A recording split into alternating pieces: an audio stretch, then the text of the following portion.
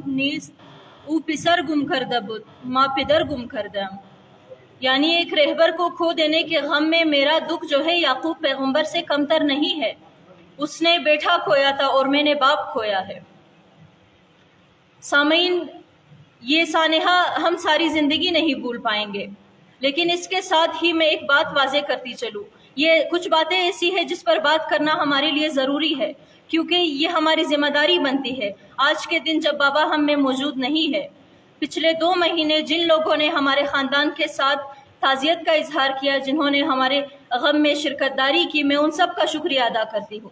لیکن جو لوگ یہ ثابت کرنا چاہتے ہیں کہ طاہر خان ہزارہ کی پوری زندگی میں، ان کی سیاسی جدوجہد میں ہم ان کے ساتھی تھے، ہم ان کے بیانیے کو مانتے تھے، ہم ان کے ساتھیوں کے صف میں کھڑے تھے، میں ان کو یہ بات واضح کرتی چلوں کہ بابا چلے گئے ہیں لیکن ہم زندہ ہیں. ہمیں پتا ہے کہ آپ لوگوں نے ان کی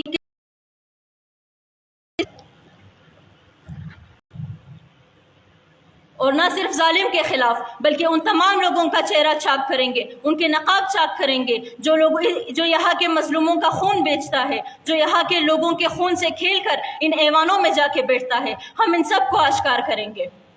اس کے علاوہ سامعین، ایک اور بات آپ کی خدمت میں عرض کروں. یہ جو خون ناحق ہے یہ کبھی نہیں چھپتا. اس کا ایک عجیب فلسفہ ہے. اس کے بارے میں ساحر کہتا ہے کہ خون خود دیتی ہے جلادوں کے مسکن کا پتہ.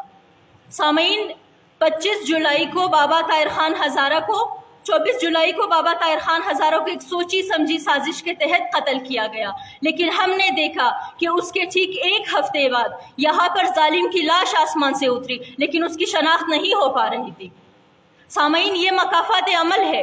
ہم نے کچھ نہیں کہا تھا، ہم نے کسی کو بددعا نہیں کی تھی، لیکن بلوچستان کی جتنی یتیمیں ہیں، بلوچستان کے جتنے مظلوم اقوام ہیں، یہ ان کا درد تھا، یہ ان کی آہ تھی. مملکت خداداد کا تو ایک عجیب فلسفہ ہے. یہاں پر عدلیہ منصف نہیں ہے، عدلیہ کے ہاتھ بندھے ہوئے ہیں. یہاں کا منصف ہیلی کاپٹر ہے. کسی کو رزق پہنچانی ہو، کسی کی جان بچانی ہو، حتیٰ کسی کو مارنا ہو، قوم کو کسی ظالم سے بچانی ہو، وہ ہیلی کاپٹر بچاتا ہے. اور ہم نے دیکھا کہ جب آسمان سے ہیلی کاپٹر زمین پہ آیا تو ظالم کے لاش کی شناخت نہیں ہو پا رہی تھی. وہ ازالہ تھا بلوچستان کے مظلوموں کے خون کا، وہ حیات بلوچ کی ماں کی آہ تھی، وہ طاہر خان ہزارہ کا خون تھا. یہ انتقام تھا اور یہ لے کر رہیں گے. یہ تو ایک پہلو ہے. اس کا دوسرا پہلو سامعین، اس دکھ کی گھڑی میں، اس تمام لمحات میں ہم نے جو محسوس کیا، ہم نے دیکھا کہ اس سرزمین کے بچے نے، اس سرزمین کے ہر فرد نے یہ کہا کہ بابائے بلوچستان، فخر بلوچستان بابا طاہر خان ہزارہ ہم میں نہیں رہے، لیکن وہ سوگواران میں پورا بلوچستان چھوڑ گئے. سامعین، آپ کو پتہ ہے ہمارے یہ پالیسی میکرز، انہوں نے پچھلے 22 سال یہاں پہ نفرت کی پالیسیز مرتب کی. انہوں نے سالانہ یہاں نفرت کے لیے بجٹ مختص کیا. انہوں نے کوئٹے کی 4 گلی کو خون میں رنگا دیا.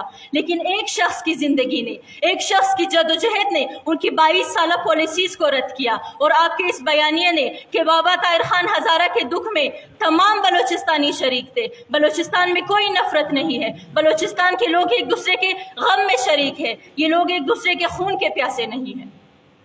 ہم آج اس پلیٹ فارم سے بابا طاہر خان ہزارہ کی سیاسی جدوجہد کو سرخ سلام پیش کرتے ہیں. لیکن سامعین، ہم شخصیت پرستی پہ یقین نہیں رکھتے، ہم نظریات پہ یقین رکھتے ہیں. ٹروٹسکی کہتا ہے کہ یہ ضروری ہے کہ زندہ رہنے کے لیے انسان کے پاس کوئی بڑا مقصد ہو، کوئی نظریہ ہو، ورنہ انسان کبھی نہ کبھی، کہیں نہ کہیں جھک جاتا ہے، تک جاتا ہے یا بک جاتا ہے.